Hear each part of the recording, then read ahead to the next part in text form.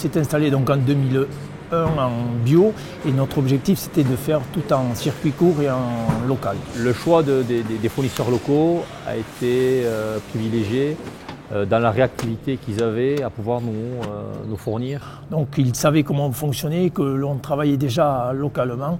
Donc il est venu nous rencontrer, voir si on était en mesure de répondre à l'appel d'offres. Nos produits plaisent à la clientèle de par ce choix de produits bio et de produits locaux.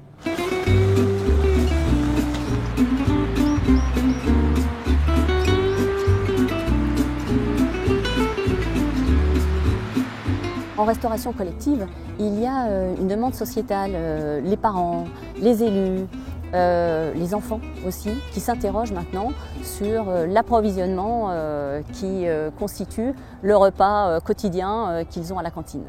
Il est ridicule de proposer des produits qui ont fait 600 km alors qu'on peut les produire chez nous et les proposer à nos populations. Les produits locaux, on n'a pas besoin d'un gros équipement pour pouvoir les utiliser. Les produits locaux, il faut du financier pour le faire et il faut un petit peu de personnel. Et après, tout baigne. En fait, la restauration collective, elle convient à différents systèmes d'exploitation, c'est très clair. Pour un fournisseur, travailler en restauration collective, ça cautionne beaucoup de choses. Est-ce que j'aurai assez de volume? La saison à laquelle je produis va correspondre avec la restauration collective. Est-ce que ça va me demander de créer une nouvelle tournée?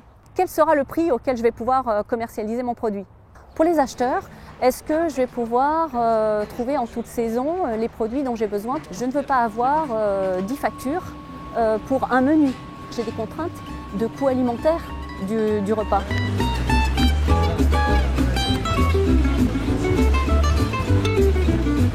Le gros du travail, c'est de mettre tout ça en relation et puis de se dire que oui, c'est possible.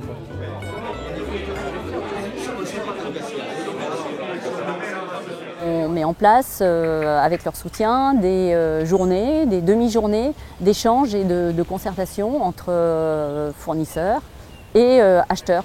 L'objectif de ces rencontres, c'est que les gens se parlent, échangent et voient de manière très concrète et très rapide s'ils sont capables de travailler ensemble et s'ils ont envie de travailler ensemble. Les chambres d'agriculture nous ont facilité le travail à travers ces réunions qui nous permettent d'être en contact direct avec les acheteurs des collectivités et nous sommes à même de savoir quels sont leurs besoins.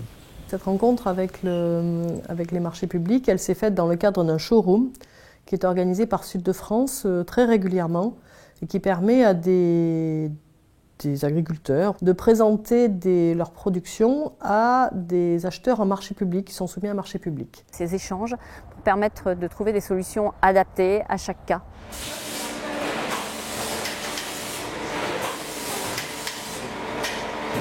« 350 producteurs qui sont adhérents de la même coopérative à Lourdes.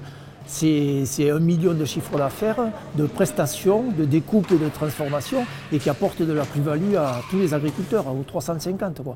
Donc ça c'est vrai, c'est un plus pour toute l'économie. Plus on est groupé dans ce genre de démarche, plus on a des outils conséquents et plus on est fort.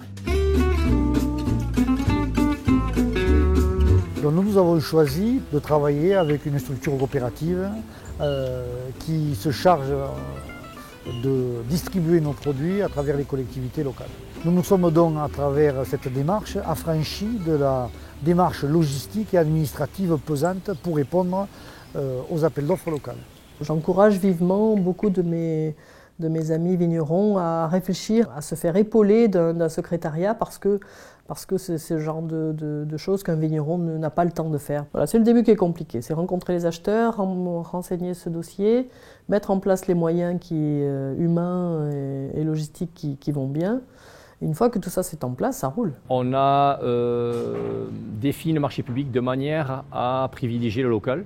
Si on veut mettre en place des marchés qui correspondent aux agriculteurs, il faut tenir compte de l'approvisionnement des agriculteurs et les agriculteurs aussi doivent tenir compte des problématiques des gestionnaires de marchés publics. Et voilà, si on met tout ça en relation, je pense qu'on peut arriver. La preuve, c'est la 2e année, ça fonctionne très très bien pour nous. Et voilà. Notre exploitation, on ne subit pas la crise, entre guillemets, c'est-à-dire que du 1er janvier au 31 décembre, nos prix sont faits et on sait à peu près ce qu'on gagnera sur toute l'année.